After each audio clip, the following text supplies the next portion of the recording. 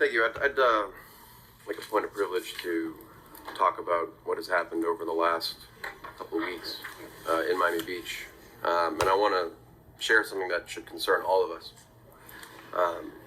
Recently, in Miami Beach, the Vendome nightclub, individuals tied to extremist anti-Semitic movements played the song Heil Hitler in the club and posted it online.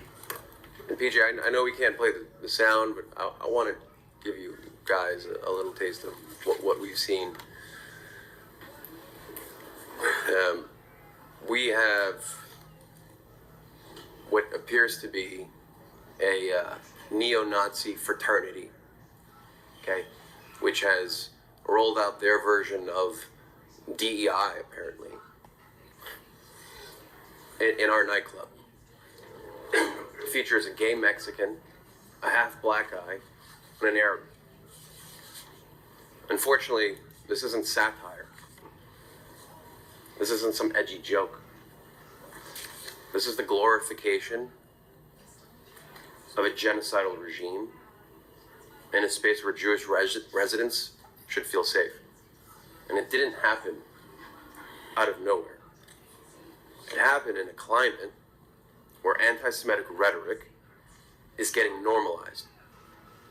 Which brings me to the next part. In recent weeks, a local controversy got national attention. Today, I'm providing context. Most of the coverage got ignored.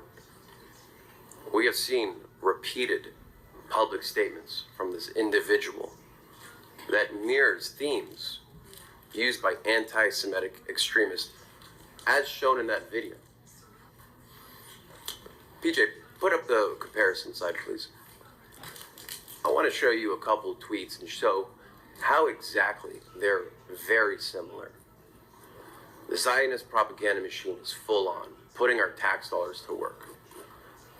And on the right, we have that same individual who is in a nightclub singing Heil Hitler, saying Zionists control CBS. This is all part of Israel's propaganda campaign. Let's go to the next one. Next slide. We have a government that's completely beholden to Israel. And on the right, we have a guy saying, okay, but Israel controls America. I don't want everyone to see the comparisons. You have a crazy person on the left, and you have a crazy person on the right. Both are political, okay? And what do they have in common? They all hate Jews. Next slide, please. You have even Candace Owens, who we all know is crazy. It's the same thing. Everyone has the same talking points that hates Jews. Next slide. You have even more comparisons. Israel and Miami Beach. And they saying that there's some sort of conspiracy, that there's technology, that somehow Israel is controlling our government. The comparison it's undoubtedly clear. Next. You even have the Ayatollah of Iran saying the same talking points. You can close the presentation. The parallels to figures like dopey Nick Fuentes and crazy Candace Owens, the Ayatollah of Iran, it's clear. And let's be honest, it's open season on public officials. We've seen threats and violence on both sides. Charlie Kirk, Governor Shapiro, Ilhan Omar. It doesn't matter. It happens on the left. It happens on the right. Rhetoric fuels this environment. And when Jews are portrayed as enemies, oppressors, or villains, that has consequences. Which is why the next video matters. PJ? Two Israeli embassy staffers gunned down in what the FBI says was a targeted attack. To Brooklyn tonight, we're on this third night of Hanukkah. Cops are investigating 2 possible anti-Semitic attacks. What are y'all doing? But police say he was shot in the shoulder. Neighbors say he was going to his synagogue. Clemens Graves snatched her phone, threw it to the ground, hit her, and spat on her. Report quotes the suspect as saying, "Move, you dirty Jew." The woman was walking off 77th Street in Miami. What's your stance on Palestine? Don't you look Israeli like a motherfucker? You got a lot of shit to talk. Talking right now. Then they pound on the doors, threatening 11 Jewish students who have sought sanctuary, locking themselves inside. 11 people are dead after a shooting during a Jewish holiday celebration at Sydney's Bondi Beach. For the first night of Hanukkah, police are investigating the mass shooting as a terrorist attack. Should Zionists, aka Nazis, white supremacists, should they live? Murder can't be justified.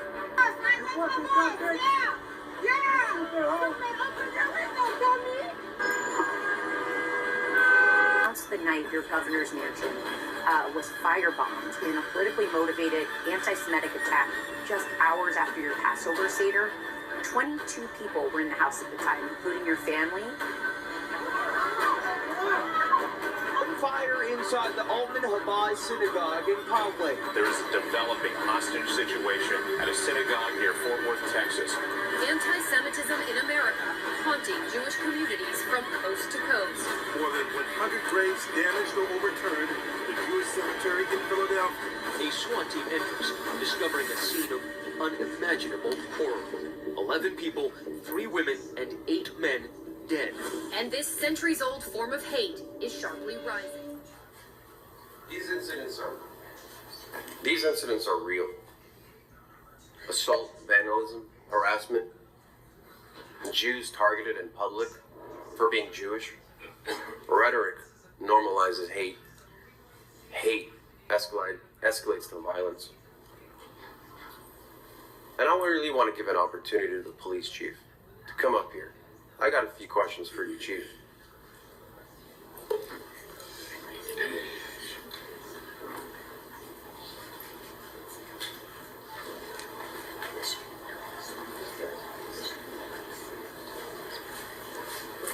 Chief, I got a procedural question for you. Okay? When rhetoric escalates into inflammatory accusations that could incite unrest, your department evaluates that public safety risk. Am I correct?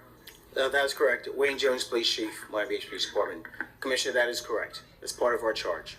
Okay. Now, given the national controversy that this has happened, if you could do it all over again, would you do anything different? In terms of how we handled the response to the posted statement? Correct. Short answer is no. Short answer is no. Correct. So in your opinion, in your professional opinion, you handle everything the right way. Absolutely. And you would do it again. Absolutely. The investigators that responded to Ms. Pacheco's home, this is what they do, risk assessment, all the time. They're very good at what they do. How often That does was this the intent happen? of it. How often does this happen where you see something like this and people get a welfare check? Happens regularly. In fact, the incident that occurred is commonly referred to in police work as a knock and talk. It's done thousands of times in this country on a daily basis. And given this political climate of violence, especially on elected officials, do you think it's out of the ordinary to do a knock and talk when people purposely spread false information? Under these circumstances, absolutely not. And Commissioner, I'd like to share something with you. 2025, Capitol Police responded to 15,000 concerns against members of Congress and their family. 15,000. That represented a whopping 58% increase from the year before. Much of their response is done exactly the way we did it, starts with knock and talk. So this isn't out of the ordinary either at the local level, county level, or federal level? Not at all. Okay. You have anything else you'd like to share, Chief, now that you have the floor? Absolutely. You know, the Miami Beach Police Department is not in the business of policing free speech. We're not. In fact, we're in the business of protecting free speech. But when something's brought to our attention, something we believe may be insightful to others, to act to violence, we have an obligation to react to that. The goal and intent of investigators to respond to Ms. Pacheco's house was not to take away her free speech, but quite frankly, to have a frank conversation with her, consensual conversation with her, ask her, you posted this information? Has anyone reacted to you personally, directly? Has anyone indicated they wanted to cause harm to the mayor and or his family? And if the answer was no, that would have been the end of it. Would you agree that there's a lot of crazy people in the world that could read Ms. Pacheco's post and say, you know what? If he's killing Palestinians, I need to take justice in my own hands. There is a lot of people unstable in this world. And I can surely tell you there's a lot of unstable people in Miami Beach. And I'm responsible for that. Yep. I'm the one responsible for their stability. Chief, if you can, would you say that there's a lot of crazy people in We do deal with people all the time on a daily basis in mental, emotional crisis. Oftentimes, the reaction to that is to Baker Act them, get them the help they need. But yeah, we deal with quite a bit of folks with mental issues. I appreciate it. Thank you for keeping us all safe. I know it's not an easy. Before the chief steps away, may I ask one question? And I'm going to break the golden rule of politics of asking a question I don't know the answer to.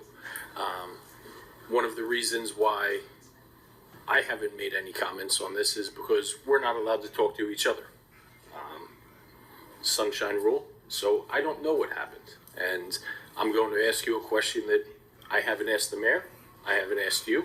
I haven't talked to any of my colleagues about. And I'm going to keep it very simple, right? I don't want to say a yes or no answer, but let's just keep it simple and brief. Sure. Did the mayor direct, order, ask you or any of your staff to send police officers to Ms. Pacheco's house? The answer is no. Thank you. So I'd like to, Mr. Mayor, I just finished. If you want to ask me, I just wanted to ask a couple of questions. Sure. You have implored me for a long time. Very long time. And you can enhance what you're saying, that the security of me, my family, really all of us. It's not just me. It's not just me also. It's our entire city and potentially the Jewish community. You've implored me that if I see something, I should send it to you, which I do. Which I did in this case. Yes. Tell us what happened then after. I